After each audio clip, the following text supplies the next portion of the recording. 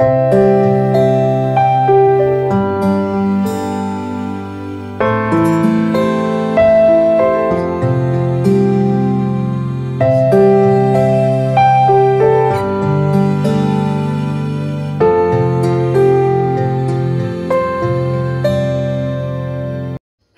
And welcome back. तर कसे आहात तुम्ही सगळे? आय होप की तुम्ही सगळे मस्तच असाल. चला तर मग आजच्या व्हिडिओला सुरुवात करूया. तर मला आज माझ्या किचनचं मेकओव्हर करायचं होतं. तर मी काय केलं, सर्वात आधी जे सगळे माझे किचन टॉवेल आहे ते सगळे एका एका पातेल्यामध्ये पाणी ठेवलं गरम करायला आणि त्यामध्ये थोडा निरमा टाकून ते सगळे जे कापड आहे माझे किचन टॉवेल ते सगळे मी भिजत घालायला ठेवले. पाणी एकदम उकळलं आणि छान गरम झाल्यावर ते सगळे कापड जे आहे एका छोट्या बकेटमध्ये भिजत टाकले. त्याच गंजामध्ये परत मी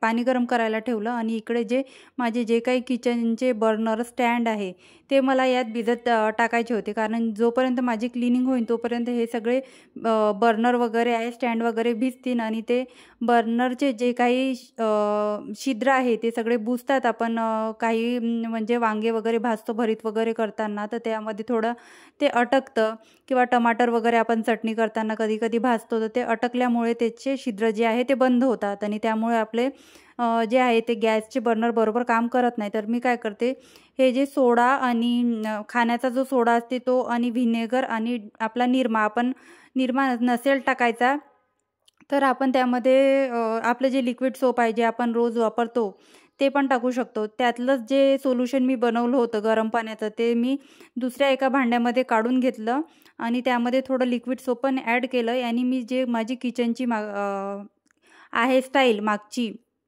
ती सगळे एका सॉफ्ट स्क्रबरनी घासून घेईन. मी सॉफ्ट स्क्रबर घेणार आहे जेणेकरून जी काही माझी टाईल्स किंवा माझं जे गॅस ओटा आहे तिथे क्रॅचेस वगैरे पडणार नाही. तुमचं किचन एकदम हार्ड वगैरे म्हणजे त्याच्यावर जास्त डाग वगैरे असेल, जास्त तेलकट असेल, तर तुम्ही जर खाण्याचा सोडा किंवा व्हिनेगर याचं सोल्युशन बनवून 10 ते 15 मिनिट ठेवलं, नंतर पुसलं, सॉफ्ट स्क्रबरनीच जर तुम्ही साफ केलं तरी साफ होते. किंवा तुमच्याकडून जर नसेल वरती चढून पुसणं होत, तर काय करायचं, एक आपला जो मॉप असतो ज्याने आपण रोज फरची पुसतो त्याला ते मॉपचं जे पुसायचं आहे ते काढून घ्यायचं आणि त्याला एक कापड बांधून घ्यायचा. नंतर जे काय आपण ही प्रोसेस त्या दंड्याने करू शकतो. म्हणजे हे जे सोल्युशन आहे आपण ते लावून ठेवायचं 10 मिनिटांनी, मग त्याचा कापड बदलून आपण हे सगळं जे आहे ते क्लीन करू शकतो. थोडं रिस्की पण आहे, थोडं नेहमी असं वर चढून आपण क्लिनिंग करू शकत नाही याची, आणि हात वगैरे घसरू शकतात. ह्या ज्या टाईल्स आहे याच्यावर नाही का लवकर स्लिप व्हायची भीती असते. एकदा काय झालं, माझे हात होते साबणाचे आणि थोडी मी घाईत होती आणि घाई पुसता माझा हात पूर्ण स्लिप झाला. लकीली मी त्या दिवशी पडली नाही, पण खूप भयानक त्या दिवशी ॲक्सिडेंट होत होता. तर असे आपण कामं करतो, केअरफुली करत नाही, केअरफुली करायला पाहिजे. तर तेव्हापासून मी काय करते, एकदम हळू जे आहे जास्त काही घासत नाही आणि हे जे सोल्युशन लावलं आणि थोडा वेळ सोडून देते. किंवा माझं जास्त खराब झालेलं नसते की मी दर 15 दिवसातनं क्लीन करतच राहते. कारण माझी ही जी खिडकी आहे ही नेहमी खराब होते, धूळ वगैरे चिपकते आणि धूळ चिपकली तर त्याच्यावर तेलकट डागं पण जे आहे ते असे चिपकून बसतात आणि निघायला भारी जातात. आणि ते खिडकीच असं आहे जे माझे शूटिंग वगैरे जे आहे किचनला छान प्रकाश देते, त्याच्यामुळे मला ती खिडकी स्वच्छ ठेवावंच लागते. तर अशा प्रकारे मग मी क्लिनिंग करत असते. जास्त एफर्ट्स घेऊन काही मी घासत वगैरे नाही. असं एखादी आपण सोल्युशन लावून एकदा क्लीन करून घेते आणि पूर्ण जे खिडकी वगैरे आहे जिथे धूळ आहे ते सगळं त्या लिक्विडनी घासून घेते. फक्त जिथे मला असं चिकटपणा वाटला तिथेच मी जास्त जोर लावून घासते. नंतर एखादी ओला कपडा घेऊन ओला करून कापड पूर्ण पिळून त्यातलं पाणी निथळून घेते. नंतर ही जी सगळी जे आपण ते सोल्युशन लावलं होतं ते एकदा थोडं जोर लावून ते एकदा पुसून घेते. असं पुसल्याने पण पूर्ण क्लीन होते आणि जो पण चिकटपणा टाईल्सवर आहे तो निघून जाते ना. आपली जी टाईल्स आहे मागची पूर्ण अशी शाईन करायला लागते आणि चांगलं वाटते. असं शाईन वगैरे करते ना तर किचनमध्ये असा वेगळाच एक लाईट पडतो आणि असा प्रकाश पडतो आणि खूप छान वाटते. असं चकचकीत असं आज जे आहे आपलं किचन दिसून येते. ही जी खिडकी आहे ही एवढी तेलकट होते, एकदमच गॅसच्या शेगडीच्या जवळ असल्यामुळे जास्त ही खराब होते. तर हिला पण मग मी आधी तर 8 दिवसाला ही साफ करायची ना. जेव्हा मग मी काउंटर टॉपवर उभी व्हायची तर तो वरचा एरिया पूर्ण क्लीन करायचा असं मी रुटीनमध्ये ठेवलं होतं. म्हणजे असं हाताशी आपण कापड आणि लिक्विड सोप घेतला तर ते खिडकी जेव्हा मी घासायचं असलं तर वरचं पण एकदाचं साफ करून घ्यायची. आणि माझं डेली रुटीनमध्ये आता तुम्ही बघताच माझी किचनची क्लीनिंग मी जेव्हा पण गॅस ओटा पुसते तर तेव्हा मी सकाळ संध्याकाळ दोन्ही टाईमला आहे. जेवढा माझा हात पुरेल तेवढ्या हाईटची मी जे आहे ते टाईल्स क्लीन करत राहते. फक्त प्रश्न असतो तो वरचा. तर मग ज्या दिवशी मग खिडकी पुसायची असली त्या दिवशी माझं वरचं पण हे काम होऊन जाते. थोडं जास्तच अशी धूळ वगैरे असते आणि जास्तच अशी क्लीनिंग करावं लागते.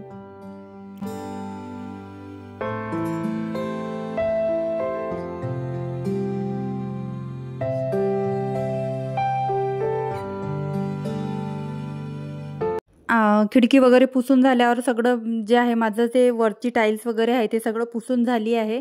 मग आता राहिला आहे फक्त ही जी गॅसची शेगडी आहे ती बर्नर वगैरे आणि त्याचे जे स्टँड होते ते सगळे तर मी भिजत टाकून दिले आहे. आणि हे जे सोल्युशन थोडं वाचलं आहे तेच मी खाली पण खालच्या साईडची जी मागची टाईल्स आहे ती आणि जी माझी गॅस शेगडी आहे ती पण पुसून घेणार आहे एकदा, जेणेकरून जे काही त्याच्यावरचा चिकटपणा आहे तो निघून जाईल.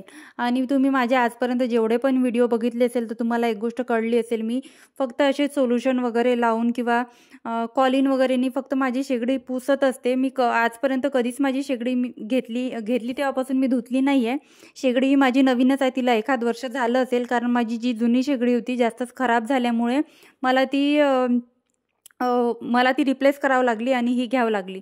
तर ही आता 1 वर्ष झालं आणि 1 वर्षात मला धुवायचं काम पडलं नाही, कारण मी फक्त त्याची क्लिनिंग जे आहे कॉलिननी किंवा जे माझं सोल्युशन आहे त्यांनी करते. मी मागून पुढून जे काही घाणेरडेपणा आहे तो सगळा पुसून घेते आणि नेहमी अशी शेगडी धुवत नाही.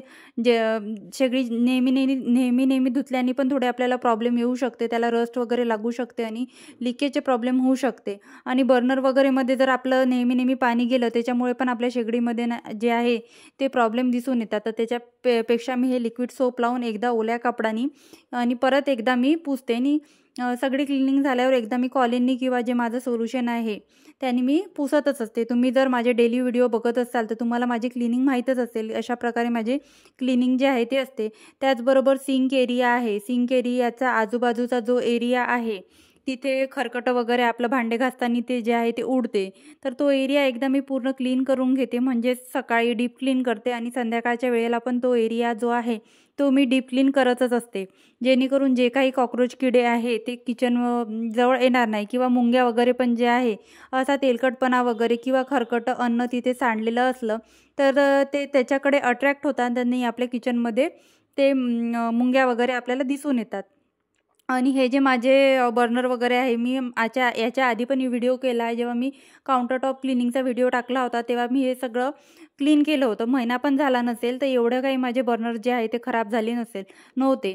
तर तुमचे जर बर्नर जे आहे जास्त खराब झाले असेल किंवा जास्त तेलकट झाले असेल तर या सोल्युशनमध्ये भिजत टाकल्यावर इझिली तुम्ही एखादी टूथब्रश जो असतो त्या ब्रशनी तुम्ही एकदा जर घासलं तर निघून जाते. किंवा एकदमच तुमच्या बर्नरचे छिद्र जे आहे ते एकदमच बुजले असेल तर तुम्ही काय करू शकता, एखादी सुई वगैरे घेऊन किंवा सेफ्टी पिन वगैरे घेऊन त्याचे छिद्र जे आहे ते एकदा क्लीन करून घेऊ शकता. कारण ते गरम पाण्यामध्ये आपण टाकलं असल्यामुळे, ते मुरलं असल्यामुळे ते बर्नर पण आहे ते इझिली आपले साफ होतात आणि आपली गॅस आहे ती एकदम छान काम करते.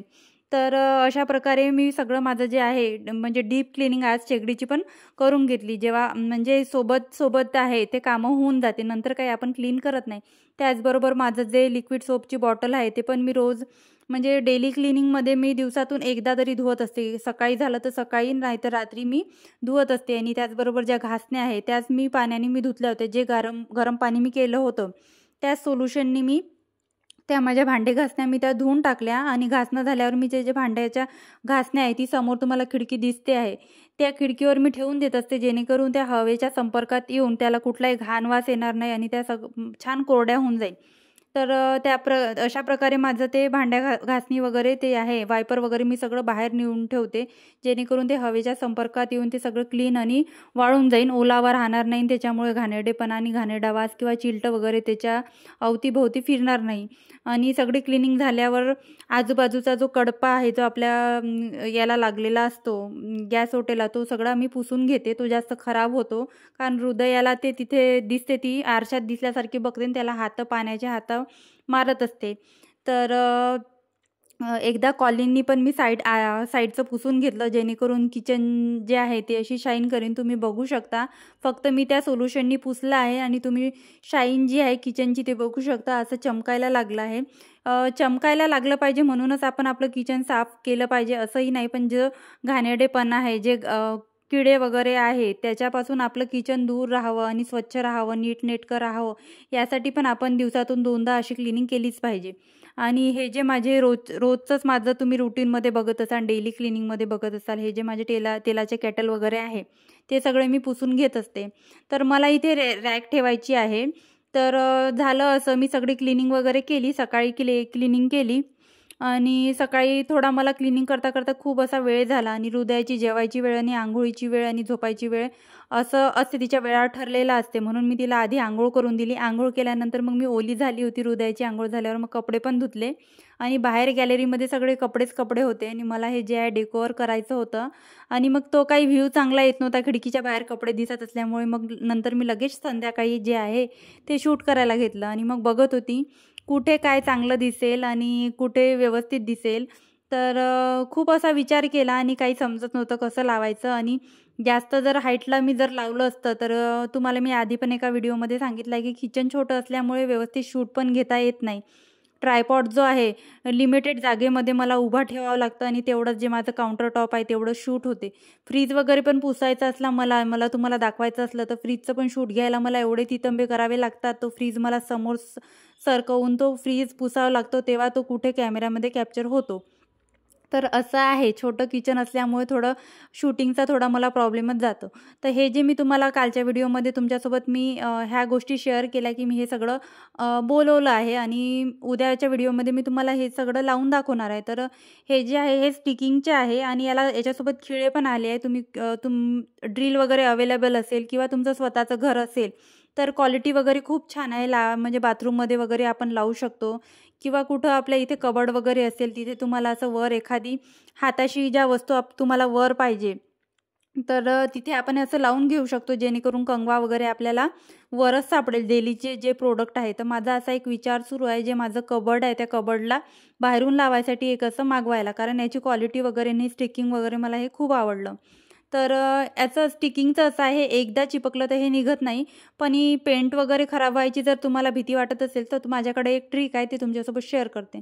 जर अशा स्टिकिंग तुम्ही घरामध्ये लावल्या आणि तुम्हाला जर ह्या काढायच्या आहे तर तुम्हाला असं वाटतं की याच्यामुळे पेंट वगैरे खराब होईल, तर काय करायचं, हेअर ड्रायर जे असते ते घ्यायचं आणि ते हेअर ड्रायर त्या स्टिकिंगवर जोपर्यंत ते मेल्ट होत नाही, त्याचा जो ग्लू लागलेला असतो मागे, जोपर्यंत तो ग्लू मेल्ट होत नाही तोपर्यंत तिथे हेअर ड्रायर ठेवायचं. गरम वाफेने तो ग्लू आहे तो मेल्ट होतो आणि इझिली ज्या काही स्टिकिंग आहे त्या सगळ्या निघून जातो आणि तुमच्या भिंतीचा पेंट वगैरे पण जे आहे ते काही खराब होत नाही. तर अशा प्रकारे मी सगळं ठेवून बघत होती, कुठे काय चांगलं दिसेल आणि कसं काय चांगलं दिसेल काही कळत नव्हतं.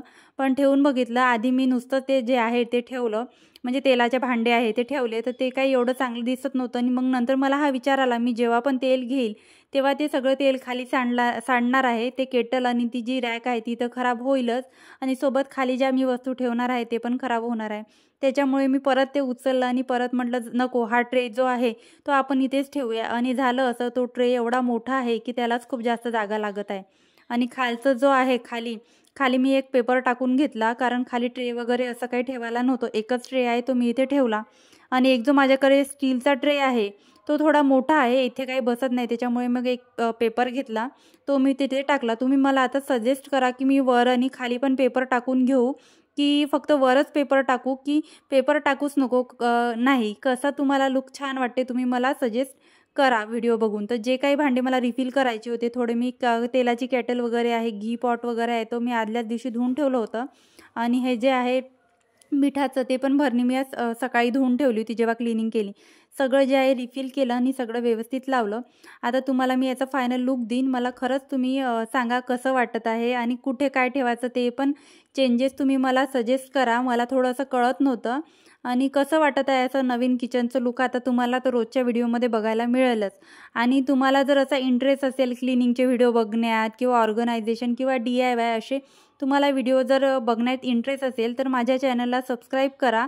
आणि हो, तुम्हाला जर माझे व्हिडिओ आवडत असेल तर व्हिडिओ जे आहे माझे तुमच्या फॅमिली फ्रेंड्ससोबत तुम्ही शेअर करायला विसरू नका. आणि तुम्ही व्हिडिओ बघता आणि सबस्क्राईब करत नाही आणि व्हिडिओला लाईक करायचं जे आहे ते तुम्ही विसरून जाता, तर तुम्ही व्हिडिओला लाईक आणि सबस्क्राईब करत चला, जेणेकरून मला असे नवीन नवीन व्हिडिओ जे आहे तुमच्यासोबत शेअर करायला आणि नवीन नवीन व्हिडिओ बनवायला मला प्रोत्साहन मिळेल. तर अशा प्रकारे जे आहे ते माझं किचन तुम्हाला मी फायनल लुक दाखवते. अशा प्रकारे मी ज्या ह्या वस्तू ऑनलाईन बोलवल्या त्या एकदम मला तरी पर्सनली आवडल्या. तुम्हाला कसं वाटलं आणि कसं वाटलं माझ्या किचनचे चेंजेस मला नक्की कमेंटमध्ये सांगा. चला तर मग भेटूया अशाच एका नवीन इंटरेस्टिंग व्हिडिओमध्ये. Bye bye.